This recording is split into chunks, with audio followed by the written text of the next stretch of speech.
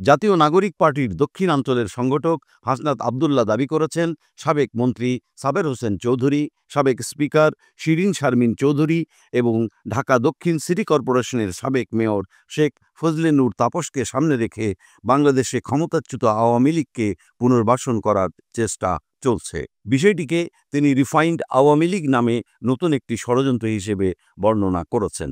হাসনাত আবদুল্লাহ স্ট্যাটাসে লিখেছেন, তিনি সহ আরও 2 জনের কাছে গত 11ই মার্চ দুপুর 2:30টায় ক্যান্টনমেন্ট থেকে আওয়ামী লীগকে পুনর্বাসনের ওই পরিকল্পনা উপস্থাপন করা হয় এবং তাদেরকে বলা হয় তারা যেন আসন সমঝোতার বিনিময়ে ওই প্রস্তাব মেনে নেয়।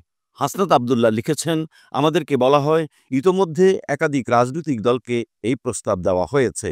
তারা শর্ত সাপেক্ষে আওয়ামী লীগকে পুনর্বাসনে রাজি হয়েছে। একটি বিরোধী দল থাকার চেয়ে একটি দুর্বল আওয়ামী লীগ সহ একাধিক বিরোধী দল থাকা নাকি ভালো। ফলশ্রুতিতে আপনি দেখবেন গত 2 দিন মিডিয়াতে আওয়ামী লীগের পক্ষে একাধিক রাজনীতিবিদ বয়ান দেওয়া শুরু করেছেন। তিনি দাবি করেছেন, আমাদেরকে আরও বলা হয় রিফাইন্ড আওয়ামী লীগ যাদের দিয়ে করা হবে তারা এপ্রিল-মে থেকে শেখ পরিবারের অপরাধ স্বীকার করবে, শেখ হাসিনাকে অস্বীকার করবে এবং তারা বঙ্গবন্ধুর আওয়ামী লীগ করবে এমন প্রতিশ্রুতি নিয়ে জনগণের সামনে হাজির হবে।